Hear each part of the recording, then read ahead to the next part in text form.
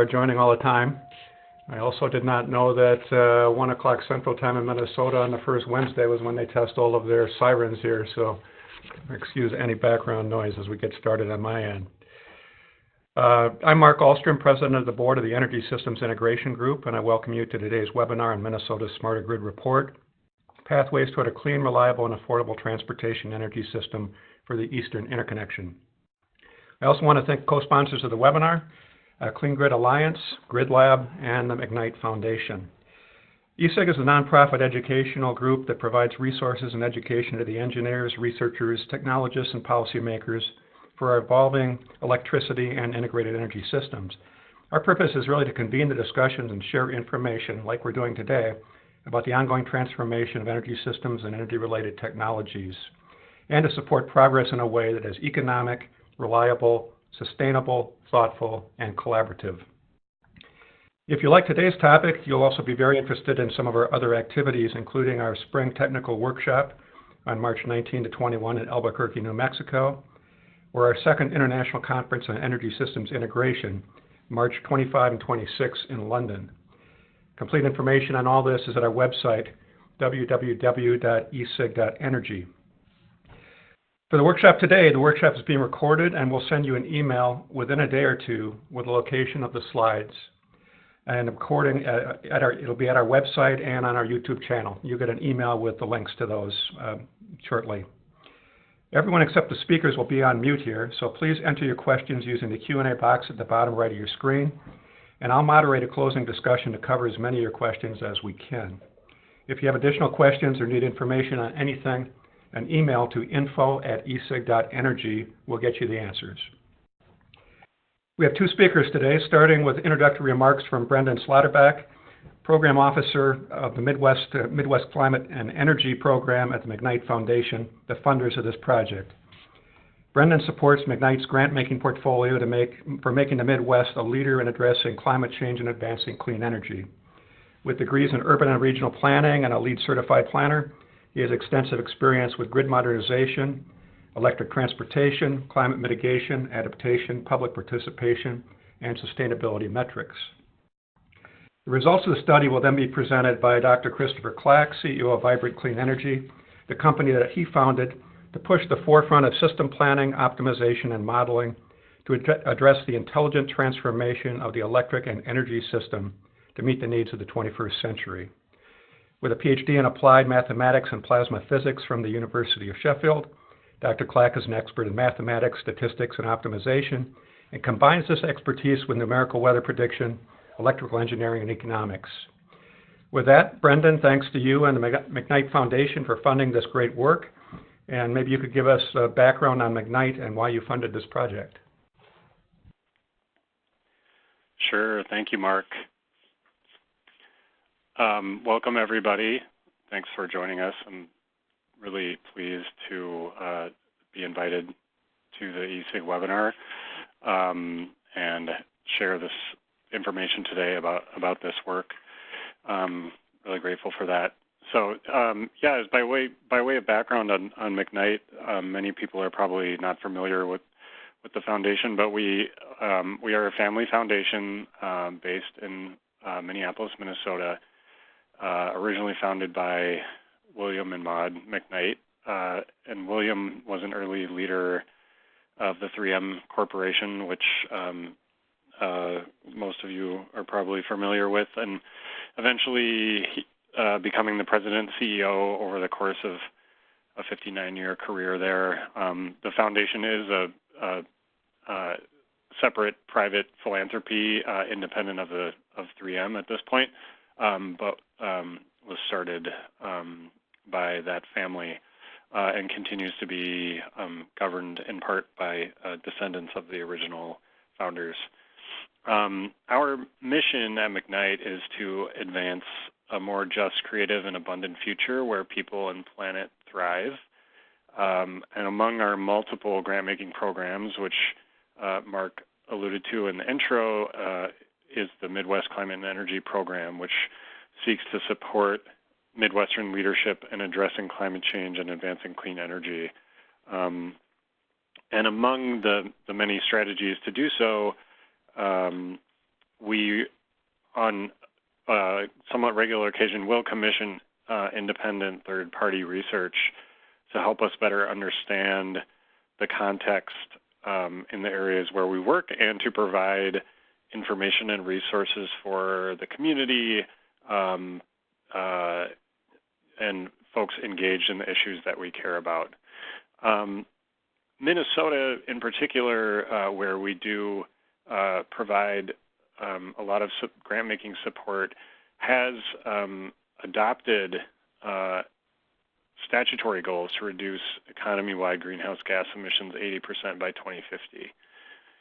Given those goals and the ongoing work folks are engaged in to hit those targets in order to maintain a safe climate, as well as the increasing consensus that we're seeing around electrification of end uses as a key enabler of emissions reduction, we identified a need based on a lot of conversations with stakeholders for a strong analytical underpinning to those discussions around deep decarbonization, both in our state and our region. There's a lot of aspirational discussions around high levels of clean energy and a lot of introductory conversations around how we can electrify transportation and buildings, but we felt that we really needed to understand, can we get there? Can the grid operate? What are the costs? What are the pathways? So to understand that better, we engaged Vibrant Clean Energy and Dr. Clack. Based on looking around, I think, and I think some of you agree with this, that they seem to have one of the most comprehensive tools in the industry in terms of looking at not just economic expansion, economic dispatch, but sort of the actual power flows and the weather modeling that goes into high levels of renewable penetration. And so we engage them to model scenarios for decarbonization of Minnesota's power sector, transportation, and building sector to better understand the interplays between these three areas. I'm not going to say too much more than that because I think the best person to talk about this is Dr. Clack, who did the work, and I know there's going to be probably a lot of discussion. So I'm really excited that ESIG has invited this presentation. Our goal is to make this study usable and used, so I would really hope that you will follow this webinar by going to McKnight's website or the Vibrant Clean Energy website and download a full copy of the report. And there are links in that report to some of the underlying data sets if you really want to dig in. And I know we'll also have time for questions about modeling assumptions and results during the webinar. So with that, I will turn it back over to Mark or hand it off to Chris. Thank you, Brendon. Chris, please go ahead. Why don't you take us through the study and the key findings? Sure, thank you. And thank you very much for being invited to talk on this project. We were really excited to do the modeling, and I think the results are informative to us and also hopefully will help others in the future. So hopefully the slides are moving. I just wanted to quickly do 1 minute to talk about Vibrant Clean Energy. We're essentially a small company based in Boulder that are trying to push the envelope on the modeling that can be done for the energy sector. And we started with the electric sector, and we really wanted to try and get the weather as accurately as possible in the model. But as you move along, there's more and more complexities that we're trying to model within the system.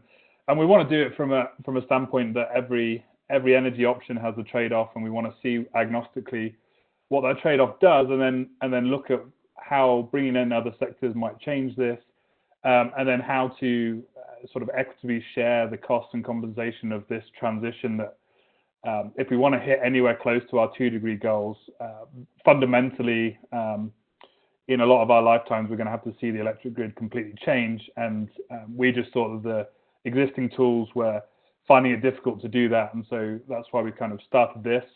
a company, and so we work with a range of clients, all the way from utilities, all the way down to universities, to provide data for them to do bespoke research at individual sites as well.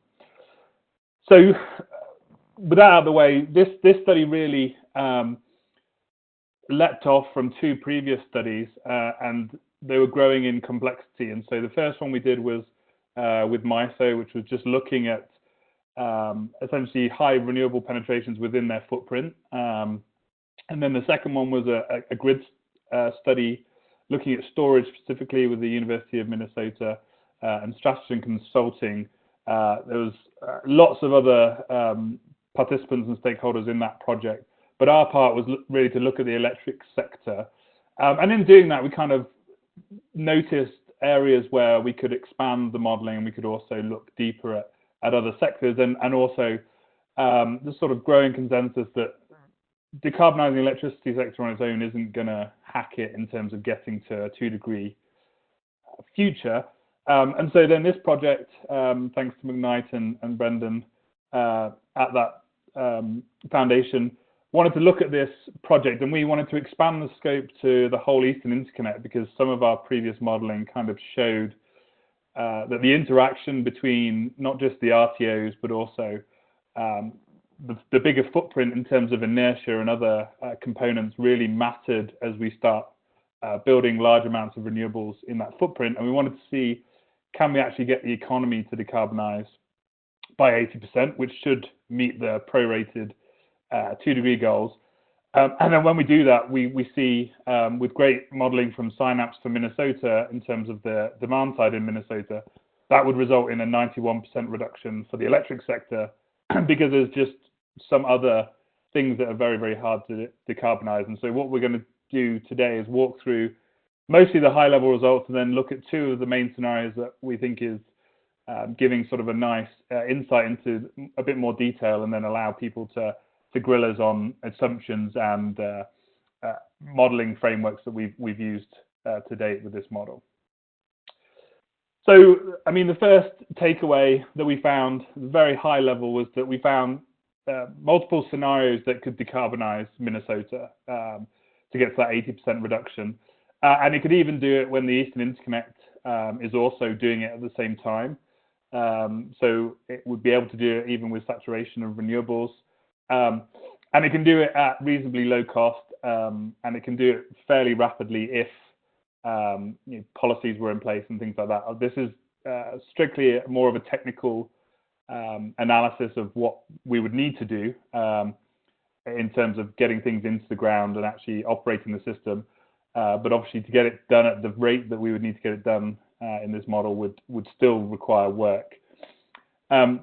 The second thing that really stood out for us was how much money could be saved for the Minnesotans. We looked at just direct costs, and it's up to $1,200 per year for each household in Minnesota. And so this transition doesn't necessarily mean that people have to fork out huge amounts of money on energy. Actually, it ends up saving them money.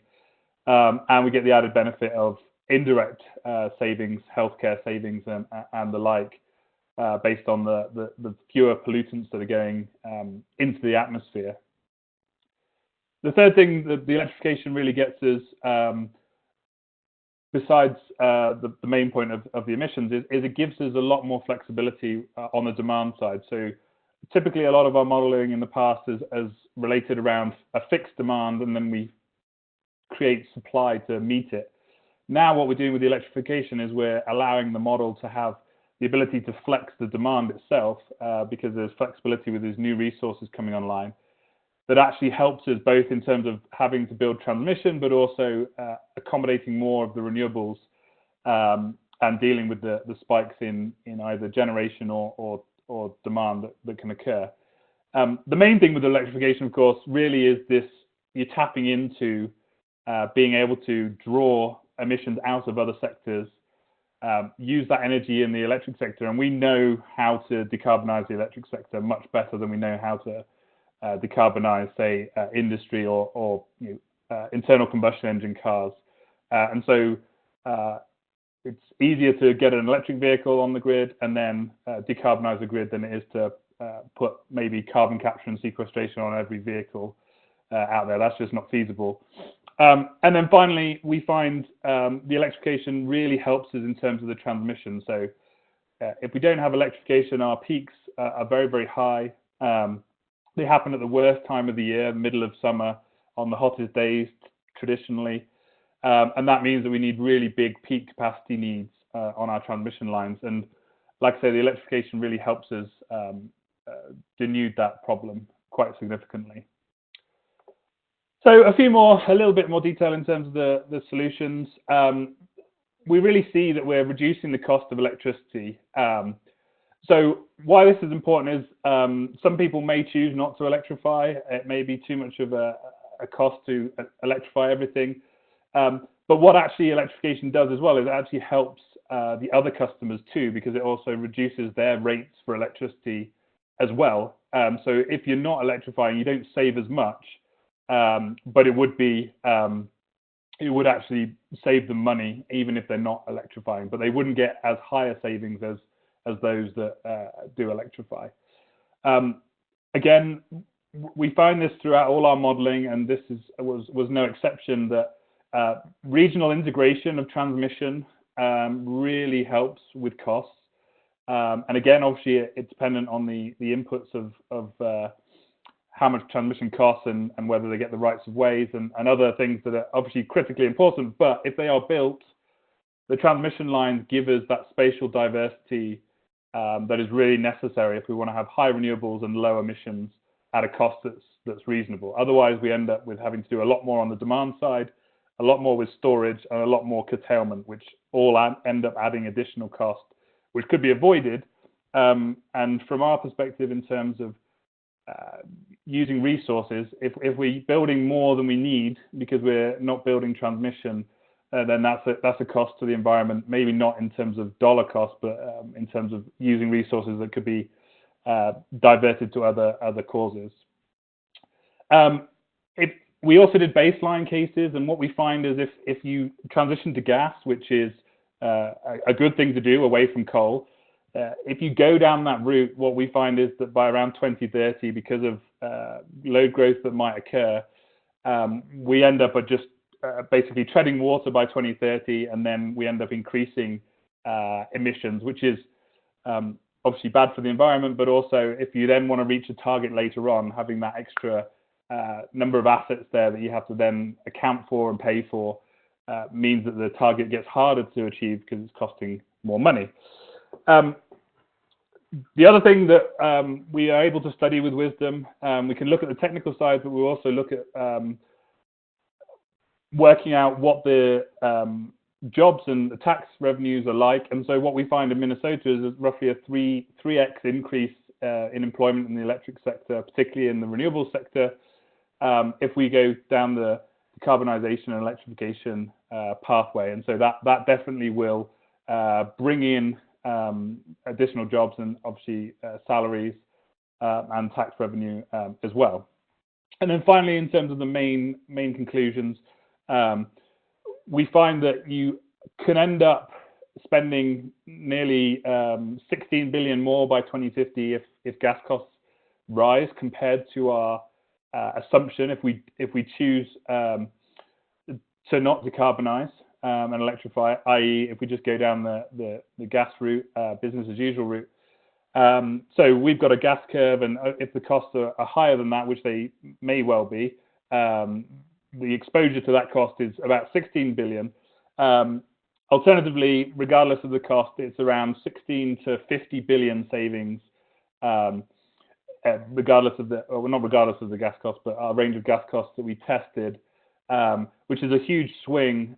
So our exposure to natural gas price volatility, which definitely exists, is much lower in a decarbonized, electrified world. So this is just trying to give a picture of the avoided emissions. So the top line here that's around that's the very top of these bars is what the baseline in our model looks like. So everything we're doing here is comparing to the model baseline, the counterfactual. And then the colored bars there are the emissions from each of the sectors that we were modeling. And these are gross emissions as they decrease with our 80% scenario. And this is for the whole Eastern Interconnect.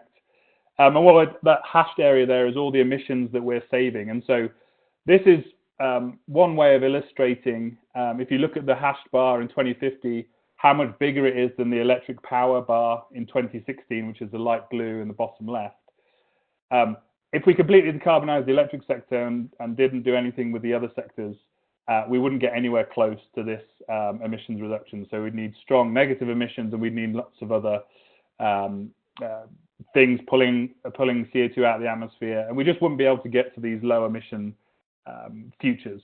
And so you can see here the emissions decrease doesn't start very quickly, but it builds up, and that's because there's a lot of things going on the demand side, changing shapes, retiring off older assets which take time to retire out, as well as build up the electrification fleet, the EVs and the heat pumps and the water heaters to go into the demand side stock. So this is mainly for people later on to look at the different scenarios that we did. It's just a breakdown of roughly the main things that are different between the scenarios. We did 8 that achieved the 80% reduction by 2050. There's 2 that we completely decarbonized the economy, and then there's 3 where we looked at what would happen in business as usual or some variation thereof. And so all these were feasible solutions. All of these solved within the model, so there was no loss of load or anything that caused the model any real difficulties. But obviously the pathways that they have to go down to reach them changes pretty significantly. So on this slide, we're looking at retail costs for Minnesota as estimated from Wisdom, and we've tried to bracket them in the solutions. And so we really wanted to make sure in this project that we were doing a pathway rather than just an endpoint. Giving an endpoint is great, but we wanted to see, the steps along the way, how we think we would get there. And the reason for this is we can see and verify as time goes on and remodel to see how far away we were and why we were away from that solution. But what we see here generally is a reduction in real-term costs. And so this is based on cost of the system being applied. And so the baseline, which is, we're not trying to stop emissions, is the least cost, which is what it should be. And then everything else, we're adding additional constraints to the model. And what I really like with this and what we see from this is that the 80% decarbonization are all clustered quite close to the baseline. And then as we try and do it with more novel ways of doing it, i.e. if we're doing the whole Eastern Interconnect at the same time, costs are slightly higher, or if we try and do it really locally, costs are slightly higher as well. And then if we want to go to zero emissions, i.e. fully renewable system, the costs start to rise in the future. So it decreases with everything else and goes up. But we see roughly a 20% drop in average cost, and some of that is natural gas prices coming in. But then it's also this curve of renewable costs that keep declining along with storage as well. What this means for emissions is the cost might look relatively similar. There's about a $10 per megawatt hour, which is 1 cent per kilowatt hour range. The biggest difference here is these emissions. And so this is the greenhouse gas emissions just for Minnesota for the different scenarios. And up to around 2020 or 2025, they look fairly similar, but then there's a really big divergence between these. And so the cost might not change by huge amounts, but what definitely does is the emissions that are coming out of the whole system. And this is plotting all of them, and what you'll see is for the lower emission scenarios, they're all stacked on top of each other because that is the defining constraint in the model that it's right up to that limit, because that's the forcing action of the model saying that you want to be doing least cost, but you have to meet this goal, and that's sort of the upper limit that it's reaching to. And then here we did this changing costs for the average annual cost for households.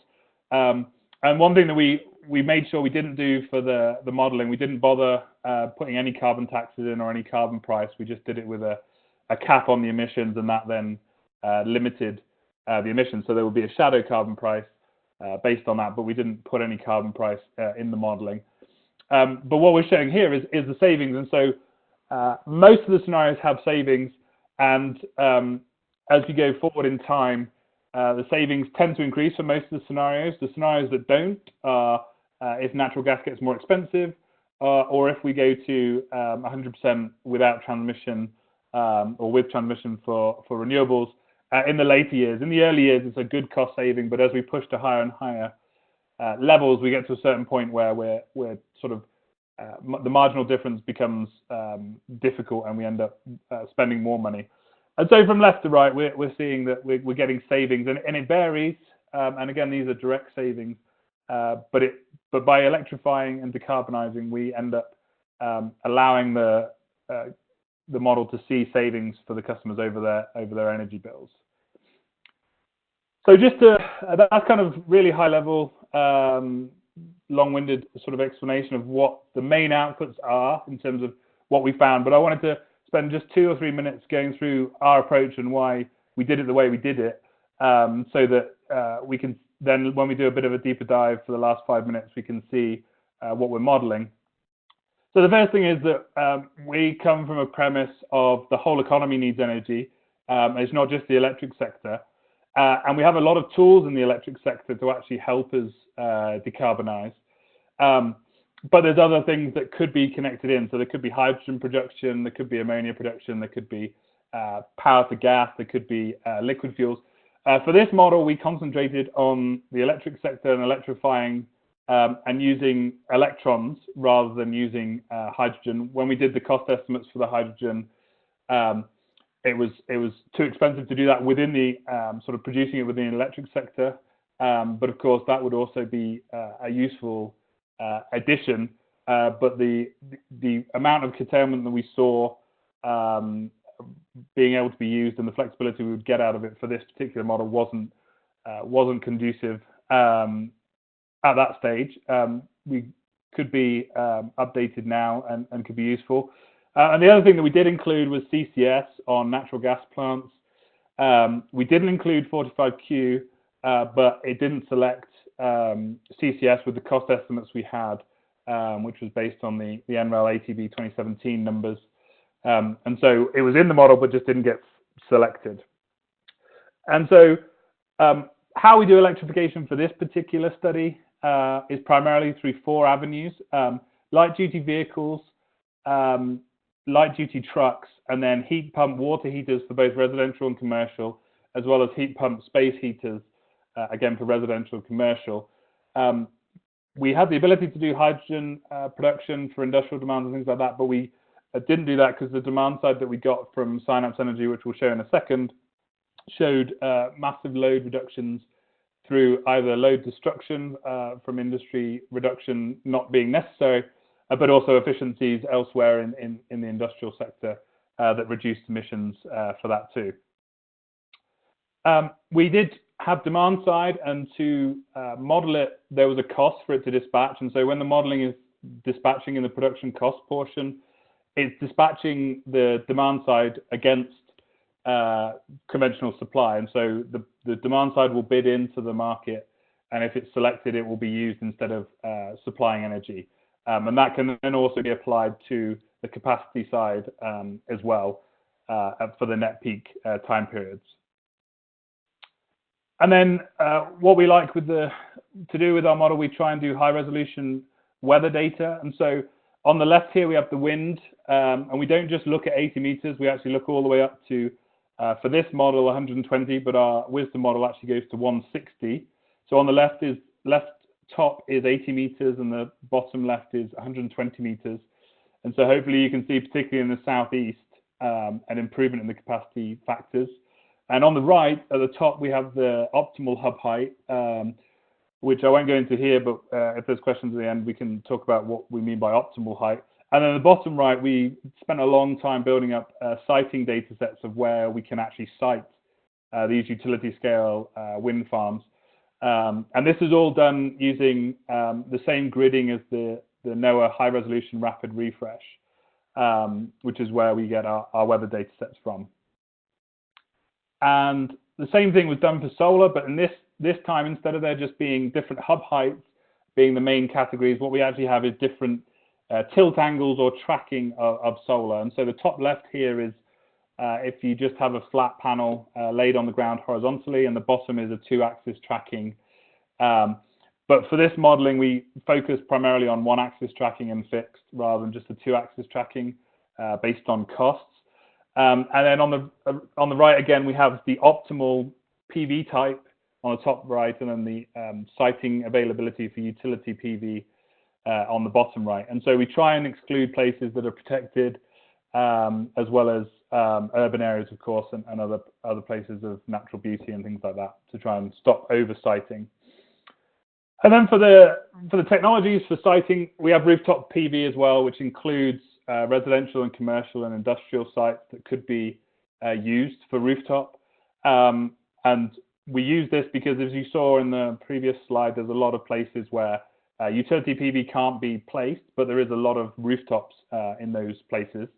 And so we want to be able to have the model have the ability to do rooftop. We did a lot of work on rooftop. I don't want to go into all of it, but we estimated the average slope in each 3-kilometer box across the whole US, working with Google and others to try and look at those images and trying to calculate an average for those boxes, and also the directionality to try and make sure that we're getting the best estimate that we can. And then that goes through our solar irradiance modeling that works out what the estimated PV power output would be on those sites as well.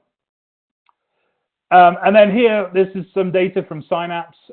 What they did for us was provide the electrification within Minnesota to get the 80% reductions, and then they fed to us what the emissions were for Minnesota for the electric sector.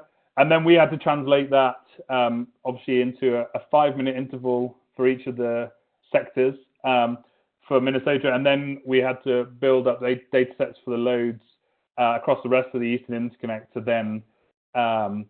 then do the rest of the Eastern Interconnect if it was electrifying too. And so this is what the decarbonization case looks like. Hopefully you can see a big purple kind of wedge increasing with time as we electrify transportation.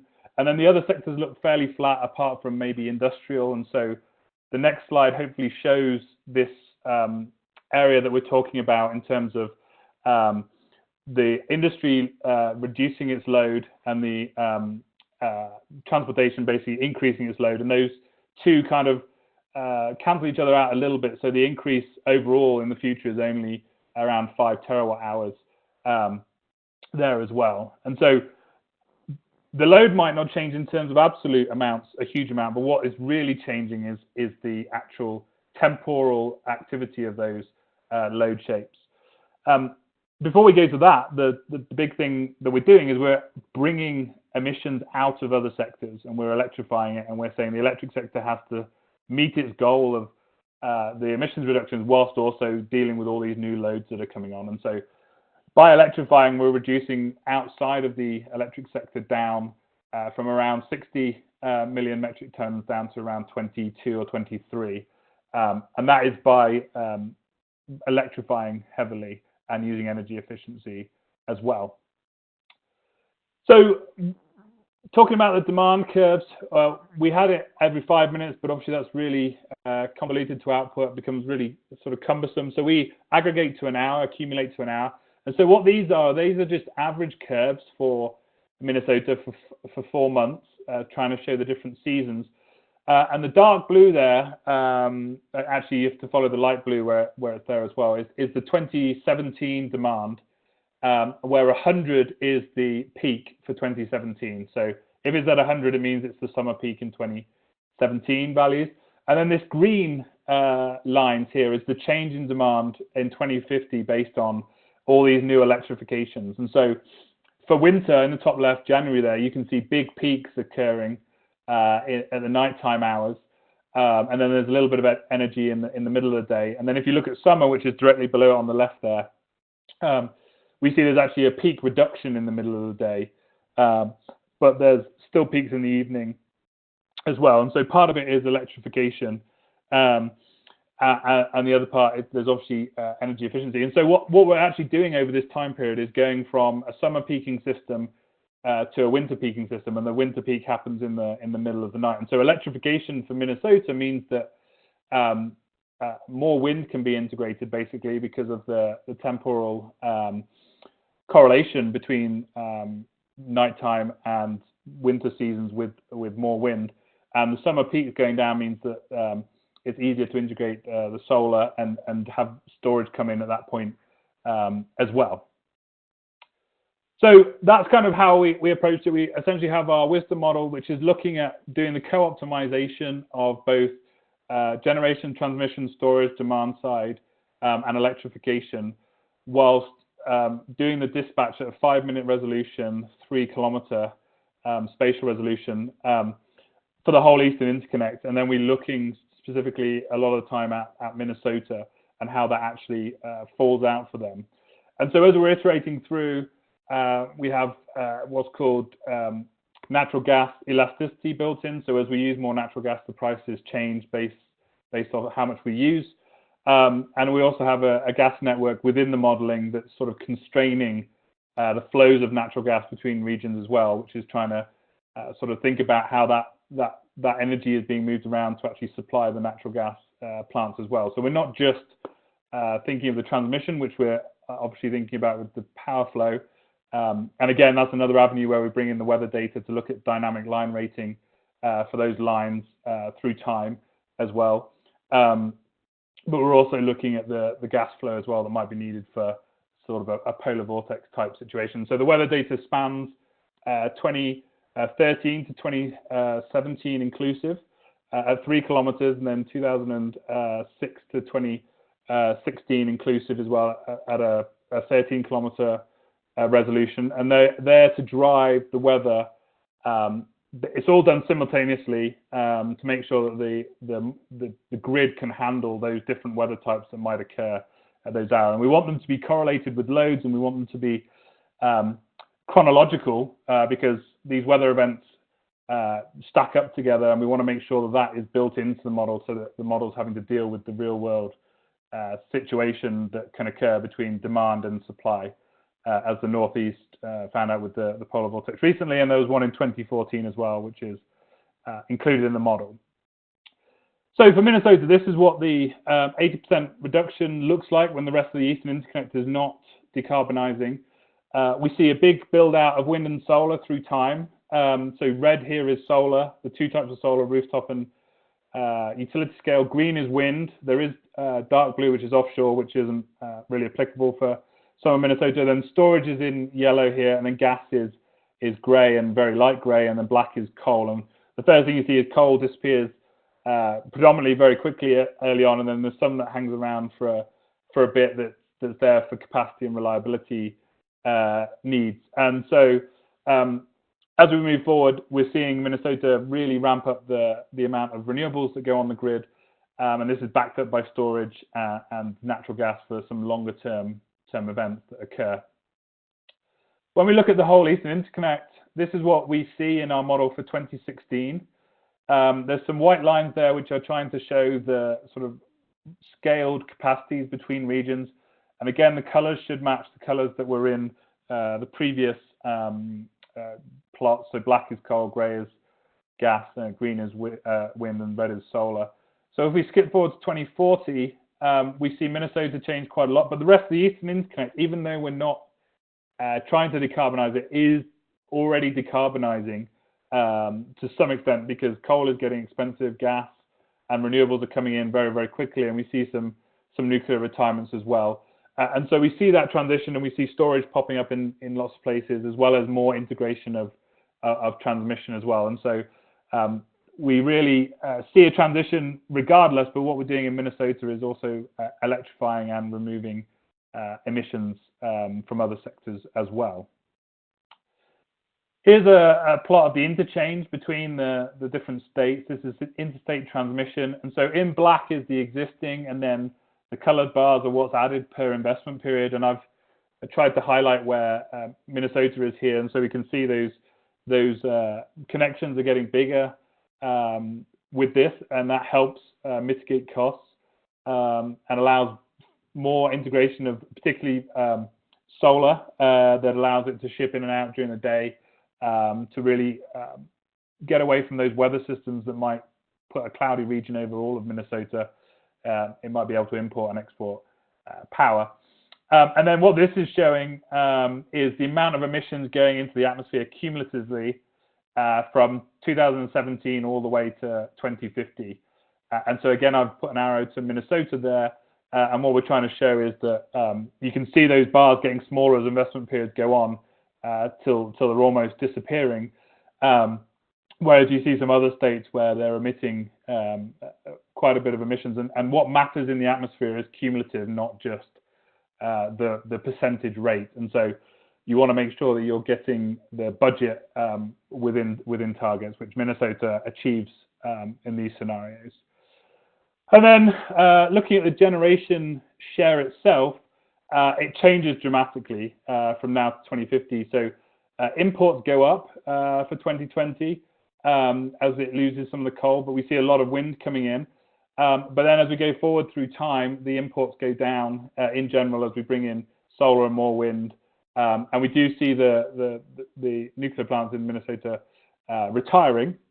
One thing we want to note with this is we keep the connection to Canada and Manitoba hydro as it was in 2016. And so we don't bring in the huge flexibility that could be available in Manitoba, which would make all this a lot easier to have that flexible hydro. But for this, we wanted to make sure that Minnesota could do it with the existing connections and also with the rest of the Eastern Interconnect first, because anything where you can have a flexible resource like hydro will make all of these scenarios easier to accomplish and not harder. And then what I wanted to show here is just, there's a lot of detail on it, but I wanted to show that the modeling, we show a lot of gross macro scale, but we also can look down all the way to a county level if we need to, but this is a Minnesota-wide look at the dispatch that's occurring in Minnesota. And so you can see how each of the units are being dispatched, or each of the technologies rather, in this image, as well as you can see that power is flowing into Minnesota, but because it's so far above the black line there, you can also see power is flowing out. And so this is, I believe, 2017 numbers, and then this is what it changes to for 2040. So we see a very dramatic change in the dispatch of the system, but every 5 minutes, all the power is actually includes the dispatch for every 5 minutes, has no loss of load over those time periods. We're not doing what we call dynamic modeling, so we're not actually modeling lines going down and things like that, which is why we're very strict on there not being any loss of load for any time periods anywhere in the country, because we're giving the models certain advantages like perfect foresight, looks like it's got the forecast as well, and it's got the ability to have all the lines up and working. Generators, there are assumptions about downtimes and things like that, but the transmission lines themselves are assumed to be there, but they are dynamically line rated. What you'll see in the top curve, in particular, kind of in the middle, around 3%, you'll see there's like a dotted line and then a solid black line. The dotted line is the initial load that the model is given, and then the solid black line is basically how it's dispatched. And so there are periods where the demand side is being dispatched pretty strongly to reduce the load at those times, and it's compensating the customers for that to do the dispatching to help the whole system. Rather than building all this supply, it's better to sometimes have the demand dispatched down to allow it. And then the model must replace that demand within a certain time period, depending on the technology. EVs has the longest time period, and then heat pumps and water heaters have much shorter time periods to actually replenish that energy for those customers. And then the final thing for 2 minutes is just looking when we're doing Minnesota again, but when the Eastern Interconnect is also decarbonizing at the same time, because that makes the problem a little bit harder, because there's going to be more competition within the model for resources. The power flow in and out of Minnesota to other areas is going to change dramatically, because other areas are going to have more wind and solar, and other technologies. And so we wanted to see, can Minnesota still do it if everyone else is doing it? Because it would be a bit of a shame if Minnesota goes through all this effort of decarbonizing and then finds out that it wouldn't be able to do it when everyone else is doing it. But what we find is that you can. So this is looking at the whole Eastern Interconnect here. And so we're looking at the installed capacity through time again, out to 2050 for the whole Eastern Interconnect. And we see a lot more solar over the Eastern Interconnect in general, as well as offshore wind. And obviously there's a lot more wind as well, but also you can see that big storage bar as well coming in that goes forward through time. And we see again coal is being ramped off fairly quickly down to very small amounts in the later years. The sort of shadowy bars in the center there, the blue is for the input demand, and the yellow is for the what we call the altered demand, which is basically charging storage or DSM to increase the peak demand. And so when we get to 2050, the peak demand across the Eastern Interconnect is higher than the input, which means it's deliberately making the peak higher. It's trying to absorb that solar, basically.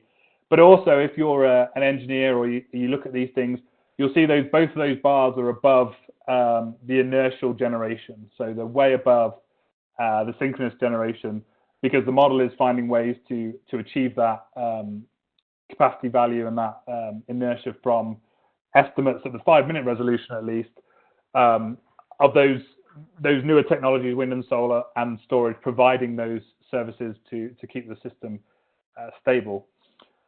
This is what 2040 looks like across the Eastern Interconnect if it's all decarbonizing to 80% of the economy using the cheapest method possible. Again, there's no carbon tax, there's no work for that. The ITC and PTC roll off in 2020 and 2024. A lot more wind and solar with that sort of rosé color. And obviously there is gas in some areas where it's more difficult. But we see a very different system to the one we see today.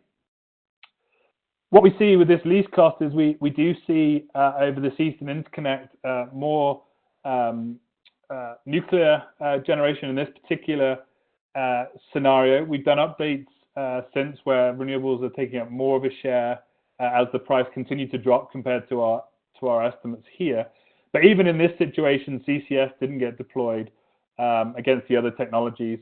But as we get closer and closer to lower and lower emissions, it gets harder and harder to squeeze out that natural gas in particular, because of the long-term cost of those, as well as the long-term flexibility that we have. And so the final couple of slides is looking at the dispatch across the whole Eastern Interconnect for 2050. At the bottom, blue is hydro, then there's purple, which is nuclear, green wind, blue, which is offshore wind. Then we have the storage, which is the yellow. So you can see it's basically being used every day in the evening, and it's being charged during the day, where we see those big peaks for storage charging. And we're seeing demand side flexibility being used a lot to shift demand around, particularly the EVs get shuffled around a lot more because they can soak up a lot of power at different times of days, which can really help, and then you can turn them off. And so in this modeling, we're not doing any vehicle to grid. It's just all grid to vehicle. It's just interrupted charging. But we're always making sure that the batteries are charged enough to do an average commute for each of the vehicles that are connected to make sure they can either get home or get to work and do what they need to do within the modeling. And so we can see that we can manage the system, and hopefully you can see that actually the winter time in general, the peaks are higher than in the summertime, which is a very different paradigm to what we have today. But I think that's kind of being borne out when we look at the amount of energy needed for heating and transportation, and how that would come in and actually would add to the demand pretty considerably in the winter seasons. And so finally, just to recap what we went through in sort of the large scale things, now that we're pulling out in terms of the sort of the nitty gritty, if you will, we see that it's lower cost. We see that the storage and transmission together are actually cooperative. They're not actually competing with each other. It allows you to basically give yourself more flexibility in space and time. If it's the middle of the day and it's really hot, You may not want to send things along transmission lines. You may not want to waste the power, but you can store it and do it at different times. Can be a buffer in that sense, as well as obviously giving you flexibility. You got the demand side competing with the electric storage and transmission as well, and they're also complementary as well. And so it's a very complicated picture in terms of you can't just say one is a substitute for the other. They actually both compete, but also are collaborative in terms of they can be used together to actually benefit the whole system. And again, with all these modeling scenarios, we see quite a good cost saving within the model. We don't get into like market design here, but there's questions around how that might need to adapt going further forward. But the key really to get lower emissions is electrify and decarbonize the electric sector. So I'll stop there and take any questions when we're ready. Thanks so much, Chris. This was great. I just want a personal comment. You know, I live here in Minnesota, so I'm obviously very interested in these results from Minnesota. But I mean, one of the reasons that you know that I wanted you to present this here at ESIG was the fidelity of the modeling you did for the Eastern Interconnection as a whole was very impressive. And I think you did the same sort of high granularity modeling for the entire Eastern Interconnection. That's correct, yeah. Yeah, okay. We had a number of questions here. Several of them were on storage, and you just kind of hit on that storage kind of was done as a basically an economic expansion, competing with these other sources of essentially virtual storage from transmission and other sorts of flexibility, I assume. Is that a fair way of assuming it, that you didn't particularly try to point out storage, but that was just done as part of the economic expansion? Yeah, so the model is co-optimizing and just picking the best resources it has available, and so it's not designed to pick any particular technology. It's just seeing which is the best. And so sometimes storage is best, but that only gives you temporal variability. The spatial variability, you know, the atmosphere is a free battery, and the transmission gives you access to that. And so they're both competing, but they're also working in tandem to see what is needed to balance each other out as well. Great. Yeah. Another, just for perspective, I mean, obviously there's a lot of electrification going on here, both the transportation and the heating and cooling and so forth. By the end here, can you give us just a kind of a summary of what share of energy in the society ends up really being electricity when you take this to the end? Yeah, so the share of energy becomes around 90%. 90%. Wow. Electricity, yeah. Okay. Now, obviously, a lot of wind and solar is built in particular, and storage. How did you deal with the costs of this change in generation? I mean, is it just part of the expansion model? This is replacing other generation economically, or is there some additional cost that would be involved in the building out the new technologies?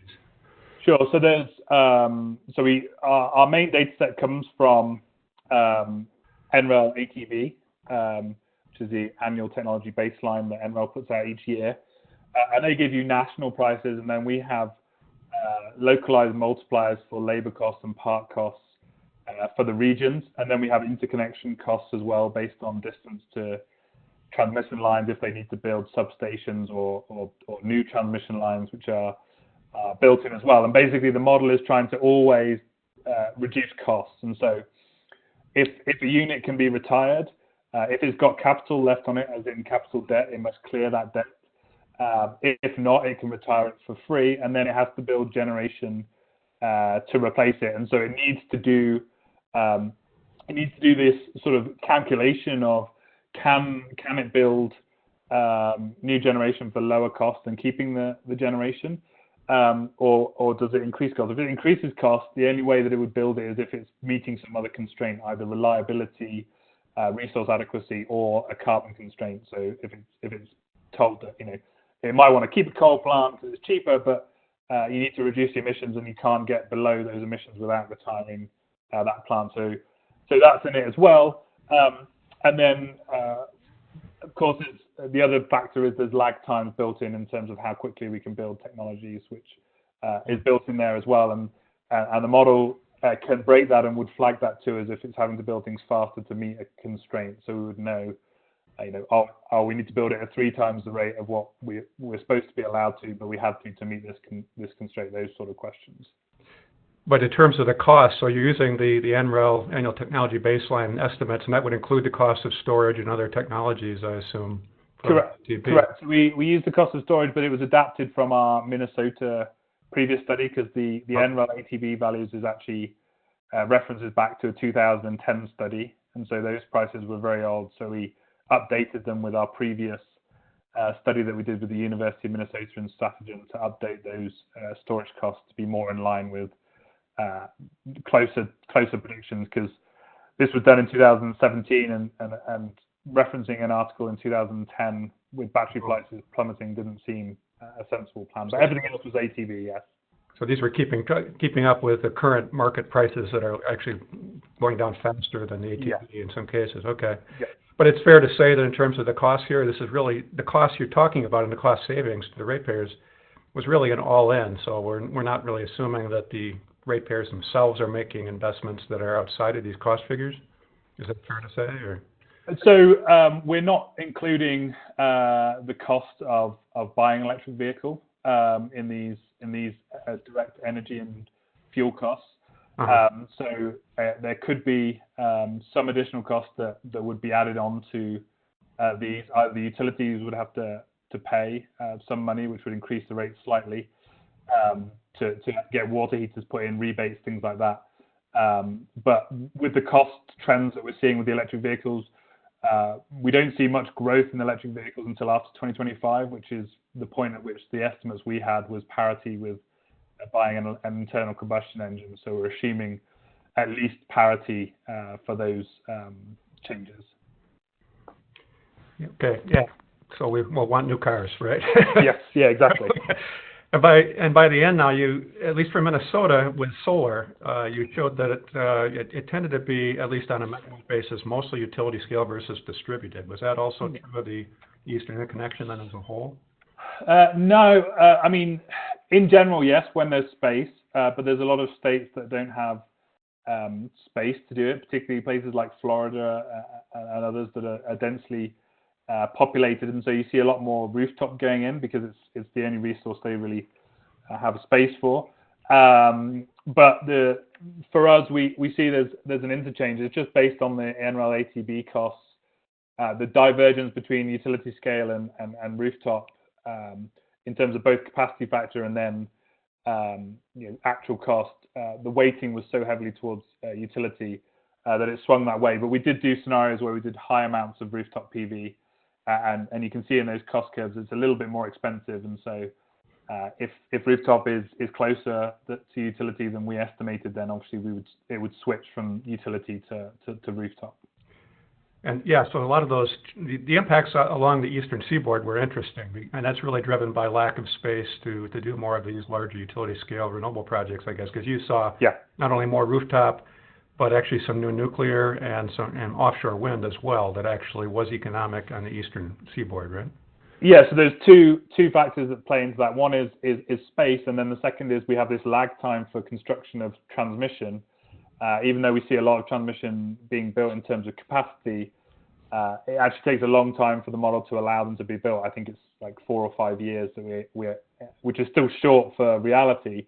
Right. But that really constrains what you can build to reach these emission goals in a short time period. So we've done scenarios where you get more transmission and you see much more renewables being built and shipping power to, say, the southeast in particular. But if you constrain the transmission the way we did, it becomes really difficult. And obviously, the whole model is doing the temporal resolution and spatial resolution of the renewables at 5 minute 3 kilometers over a 5-year period. So it's having to deal with all the variability of the weather and the seasonal variabilities through all that time as well. So that becomes a constraining factor too.